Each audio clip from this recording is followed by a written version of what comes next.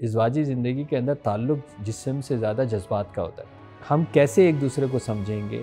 ہم کیسے ایک دوسرے کے لیے جئیں گے، ہم کیسے ایک دوسرے کو اکوموڈیٹ کریں گے اگر ہمارا ذہن اپنی جگہ پہ ہے ہی نہیں۔ اگر کوئی ذہنی طور کے اوپر اسٹیبل نہیں ہے، ذہنی طور پر صحت مند نہیں ہے، ذہنی طور کے اوپر مثبت سوچ نہیں رکھتا، تو ان کے گھروں کے اندر تو یہ ایسا کچھ بھی نہیں ہوگا جو میں بتا رہا ہوں، کیونکہ یہ انسان کی جبلت کے اندر ہے کہ جب وہ پھنس جاتا ہے تو وہ پھر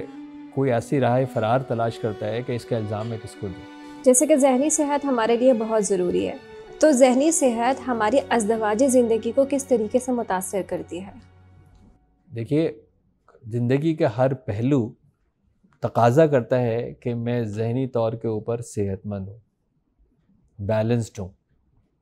صحیح فیصلے کر سکوں۔ ازدواجی زندگی کے اندر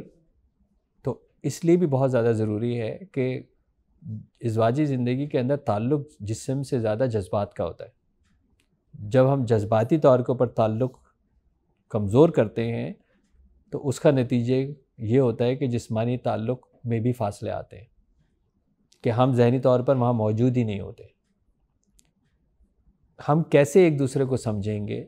ہم کیسے ایک دوسرے کے لیے جئیں گے، ہم کیسے ایک دوسرے کو اکوموڈیٹ کریں گے اگر ہمارا ذہن اپنی جگہ پہ ہے ہی نہیں۔ ہم کیسے جو ہے وہ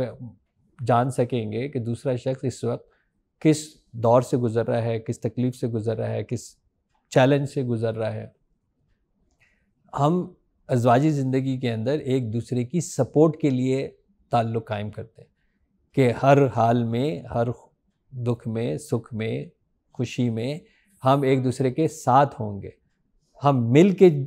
جو ہے وہ لائف گزاریں گے، ہم مل کے چیلنج جو ہے وہ گزاریں گے۔ ازدواجی زندگی میاں بیوی کی منٹوں کی ہوتی ہے، ایسے ہی ہے نا،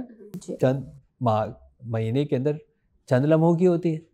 باقی وقت کیا ہوتا ہے؟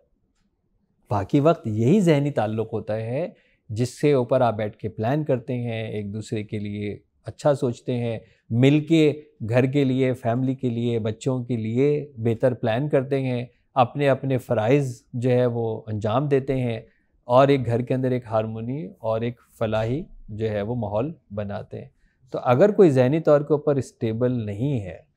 ذہنی طور پر صحت مند نہیں ہے، ذہنی طور کے اوپر مثبت سوچ نہیں رکھتا، تو ان کے گھروں کے اندر تو یہ ایسا کچھ بھی نہیں ہوگا جو میں بتا رہا ہوں۔ لڑائی ہوں گی، جھگڑے ہوں گے، ایک دوسرے کے اندر ناچاکیاں ہوں گی،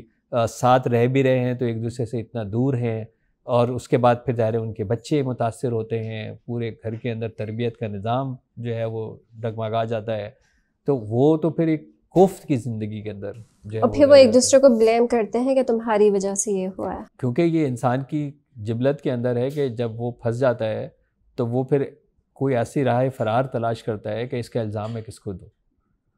تو وہ سامنے کیونکہ اس کا پارٹنر ہی ہوتا ہے تو کہتا ہے سب سے پہلا ٹارگیٹ تو میں اسی کو ہی بنا لیتا ہوں کہ میں اسی کو راہ فرار اختیار کرنے کے لیے اس کے اوپر الزام ڈالتا ہوں۔ اور ہم مسلمانوں کے اندر تو یہ الحمدللہ کوئی بہت ہی کوئی مطلب انورٹڈ کاماز میں الحمدللہ کہہ رہا ہوں میں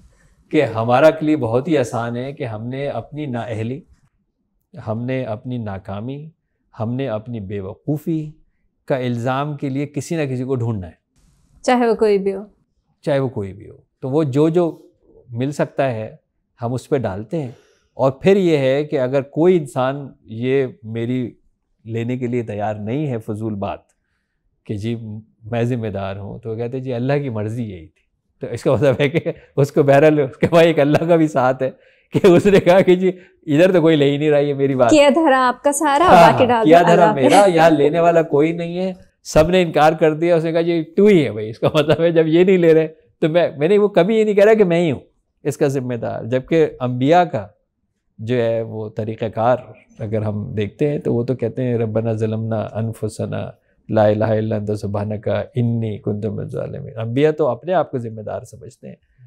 امتی جو ہیں وہ کہتے ہیں کہ جی ہم ذمہ دار نہیں ہیں، یہ سب لوگ ذمہ دار ہیں، اور اگر یہ لینے کے لیے تیار نہیں ہے اس اسٹوری کو تو پھر اس کا مطلب اوپر والا ہے، اوپر والا ہے، تو ہی جو ہے وہ ذمہ دار ہے، میں نے کچھ نہیں کیا۔ تو یہ المیہ ہے ہمارے ایمان کی کمزوریوں کا۔